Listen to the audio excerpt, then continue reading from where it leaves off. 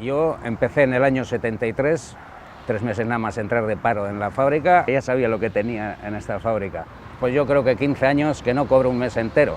Iristen da momentua, 42 lagun ez gaituztena berritzen, eta hor borrokaren bitartez eta ez dakizet lortu zen berriz ere gu urtebete baina lehenago sartzea. Ha primado sobre todo por parte del lab el empleo, condiciones, la jornada laboral. Ikusten dena da, garbi, enplegua estabilizatzeko indar bat egin dela hor, eta baita ere baldintzak. Todo esto se ha conseguido pues, con la lucha. Gu kaleratuak izan ginenean, 42ak, kanpatuta egon ziren, hor ofizina nagusietan, komite guztia, eta hor bai sentitzen dezula zure atzean norbait dagona, ez, taldearen indar hori edo. Creo que nosotros conseguimos algo en cuanto a conseguir la fábrica que funcione como está funcionando, a costa de sacrificios por parte de todos.